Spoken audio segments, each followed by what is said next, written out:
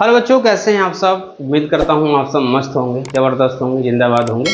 दोस्तों, मेरा नाम संजीव कुमार है और आप देख रहे हैं संजीव सर स्टडी पॉइंट।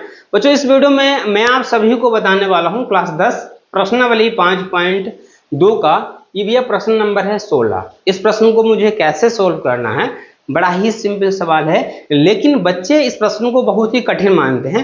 कई बार बच्चों ने मुझे क्लास में पूछा कि सर ये सवाल जो है बड़ा ही कठिन है, इसको हम नहीं लगा पा रहे हैं। तो मैंने कहा ये सवाल बड़ा ही सिंपल है, लेकिन आप लोगों को क्या करना है, समझना है। जो मैं आपको बताने वाला हूं ऐसे तरीके से बताऊंगा, ये प्रश्न आप लोगों को चुटकियों में सोल्व कर सकते हैं। बच्चों, प्रश्न है क्या, एक बार देख लेते हैं। कहेंगे वह एपी ज्ञात कीजिए, मुझे समांतर श्रेणी ज्ञात करना है। कह रहा है जिसका तीसरा पद जो है 16 है और सातवां पद पांचवें पद से 12 अधिक है ना। कह रहा है सातवां जो पद है वो पांचवें पद से 12 अधिक है। ध्यान से सुनेंगे तो इस तरीके के प्रश्न को मुझे क्या करना है, पहले थोड़ा भाई इसको मान के चलते हैं। कहेंगे माना जो एपी मेरे पास दी है, माना एपी का मतलब जानते हैं बच्चों, समांतर श्रेणी। कहेंगे माना समांतर श्रेणी का प्रथम पद, यह आपको लिख लेना है ना। माना समांतर से माना एपी का प्रथम पद कितना है, ए है ना। और सार्वांतर कितना है बच्चों, सार्वांतर मैंने माना डी है। कितना है, कहेंगे सार्वांतर डी है। तब अब मुझे ज्ञात करना है। देखो इसमें बोला है कि तीसरा पद 16 है। बच्चों, तीसरे पद को काहे से लिखा करते हैं, मैंने इससे पहले जो प्रश्न समझाए हैं उसमें मैंने बता दिया था कि तीसरे पद को काहे से लिखा जाता है, दूसरे पद को काहे से लिखा जाता है। तो मैं आपको बताऊं भाई, तीसरे पद को हम अंग्रेजी का जो अक्षर होता है ए, वो हम ए लिख देंगे और पड़ोस में लगा देंगे 3, ये तीसरा पद हुआ। कहेंगे तीसरा पद है कितना, 16 है, तो बराबर में मैंने 16 लिख दिया। अब देखो तीसरे पद का फार्मूला भी लगाना है मुझे। कहेंगे तीसरे पद का क्या फार्मूला होता है, कहेंगे प्रथम पद लिखते हैं। ध्यान से सुनेंगे, तीसरे पद का मुझे यहाँ क्या लगा दिया भाई, मैंने सूत्र लगाया है। बच्चे कहेंगे ये कहाँ से सर आ गया, तो मैं आपको बता रहा हूं कि तीसरे पद का मैंने यहाँ सूत्र लगा दिया। क्या होता है, प्रथम पद लिखेंगे और उसमें डी जोड़ देना है। डी जुड़ेगा कितना, जितना पद होगा उससे एक कम डी। तीसरा पद है तो इसमें 2 डी जुड़ जाएंगे, है ना। अब तो समझ में आ गया, तीसरे पद का फार्मूला हमने लिखा है। तीसरे पद का फार्मूला कैसे लिखते हैं, कहेंगे प्रथम पद लिखेंगे और उसमें मुझे डी जोड़ देना। और डी जुड़ेगा कौन सा, कहेंगे जितना पद है उससे एक कम, जस्ट एक कम डी जोड़ दो। अब भाई ये हमारा तीसरा पद था, लेकिन तीसरे पद के जगह पर जहां A3 है वहां पर हम क्या लिख सकते हैं, 16 लिख सकते हैं, क्योंकि सवाल में दिया था बराबर में हम लिख सकते हैं A + 2D। अगर हम चाहें तो इसको हम इस तरीके से भी लिख सकते हैं, A + 2D इस साइड में लिख दें और 16 इस साइड में लिख दें। ये हमारा समीकरण नंबर 1 है। अभी मुझे समीकरण बनाना है, बाद में से हम सेट करेंगे सवाल के हिसाब से। अब बोला है सातवां पद पांचवें पद से 12 अधिक है।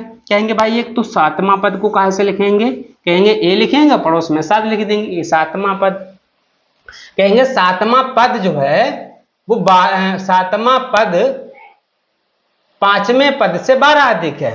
ये सातवें पद का पहले फार्मूला लिखो, सातवें पद का फार्मूला लिखना है, ठीक है। सातवां पद जो है पांचवें पद से 12 अधिक है। कौन सा सवाल है, 16, ठीक। सातवां पद पांचवें पद से 12 अधिक है ना, ये मुझे लिखना है। तो भाई सातवां पद है और एक साइड में क्या लिखेंगे, पांचवां पद। तो पहले सातवें पद का फार्मूला लिखो, कोई दिक्कत नहीं। कहेंगे सातवां पद जो है इसका फार्मूला क्या हो जाएगा, या तो हम चाहें जो सवाल में बोल रहा है सेम इसे एक साथ में रख दें। इन्होंने बोला है सातवां पद है पांचवें पद से 12 अधिक है, तो एक साइड में लिखेंगे जो सातवां पद है वो पांचवें पद से कितना अधिक है, 12 अधिक है। ये हो जाएगा। जो यहाँ पर ये थ्योरी लिखी है, इस थ्योरी को हम इस तरीके से लिख सकते हैं। कहेंगे सातवां पद है वो पांचवें पद से 12 अधिक है। अधिक का मतलब जोड़ दिया। अब सातवें पद का फार्मूला लगा दो। कहेंगे प्रथम पद लिखना है और उसमें डी जोड़ देना। डी कितने जुड़ेंगे बच्चों, कहेंगे 7वां पद है इसलिए 6 डी जुड़ जाएंगे। आप इसका फार्मूला क्या हो जाएगा, कहेंगे प्रथम पद लिखेंगे उसमें 4 डी जोड़ देंगे, क्योंकि 5वां पद निकालना था इसलिए एक कम। अब यहाँ प्लस में 12। अब भाई ये मत मुझे बताना, ये मत कहना कि सर ये कहाँ से आ गया, क्योंकि ये 7वें पद का फार्मूला मैंने लिख दिया और ये मैंने 5वें पद का फार्मूला लिख दिया। ठीक, अब क्या करना है, इसको हम ए वाला इधर कट जाए, क्योंकि इसको जब जैसे इधर लाएंगे तो माइनस हो जाएगा, कट जाएगा। ये हमारा कितना बचा, कहेंगे ये तो हमारा 6D है और जैसे ही 4D को इधर लाएंगे तो ये हमारा माइनस का हो जाएगा। बराबर में बच्चों कितना है, 12 है। कितना है बच्चों, 12 है ना।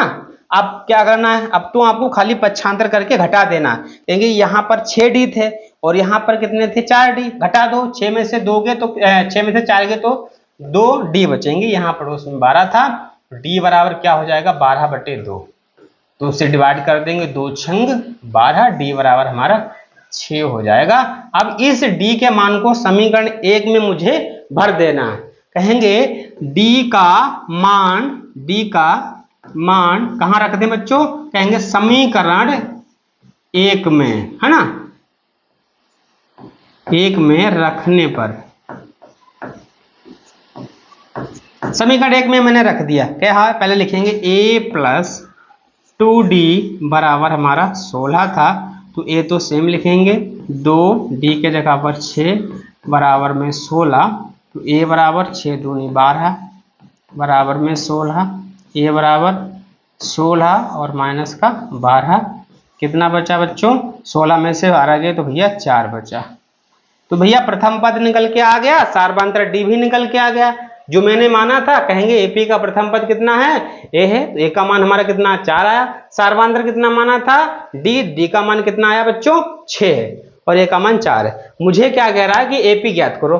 तो भाई एपी निकालने का एपी कैसे निकालते हैं, कितने बच्चे एपी निकालना जानते हैं, एपी का मतलब समांतर श्रेणी बनाना आता है। कहेंगे समांतर श्रेणी, कहेंगे पहले तो हम प्रथम पद लिखते हैं, इसके बाद दूसरा पद लिखते हैं। प्रथम पद को चाहे A1 से लिखो बच्चों, चाहे खाली A से लिखो, इसमें कुछ नहीं करना, ध्यान से समझना। हमने कहा यहाँ पर मैंने A लिख दिया, वहां A1 लिख दिया, क्योंकि प्रथम पद को चाहे हम A1 से लिख सकते हैं और चाहे खाली A से लिख सकते हैं, कोई बात नहीं, एक ही बात है। और दूसरा पद हमारा A2, तीसरे पद को A3 और इसी तरीके से हम AP निकाल देंगे। तो प्रथम पद हमारा कितना आया था, कहेंगे भाई प्रथम पद हमारा A4 आया था, लेकिन दूसरा पद निकालो, कहेंगे दूसरे पद का फार्मूला लिखो, निकल जाएगा A + 1D। दूसरा पद निकालने का क्या फार्मूला होता है, कहेंगे प्रथम पद लिखेंगे उसमें D जोड़ेंगे, कितना, जितना पद निकालना उससे एक कम, दूसरा पद था इसलिए 1D। अब क्या करना है, A का मान हमारा कितना बच्चों 4 था और 1 × D का मान हमारा 6 था, तो 4 + 6 = 6 बराबर कितना हुआ 10। ये हमारा दूसरा पद निकल के आ गया। प्रथम पद तो हमने निकाल ही लिया था, ये दूसरा पद निकल के आ गया। तीसरा पद निकाल सकते हैं, कहेंगे A + 2D। A का मान कितना है, कहेंगे A का मान 4 + 2, D का मान हमारा 6, 4 6 दूना 12, तो हमारा कितना होगा 12 4 16। ये हमारा तीसरा पद निकल के आ गया। अब भाई मान भर देंगे, कहेंगे AP, भाई AP लिखो, कहेंगे A2 A3 डाटा मान रख देंगे 4 10 16, यही हमारी AP श्रेणी निकल के आ जाएगी। आप इस प्रश्न को आसानी से नोट कर सकते हैं और बोर्ड एग्जाम में अधिक नंबर आसानी से प्राप्त कर सकते हैं।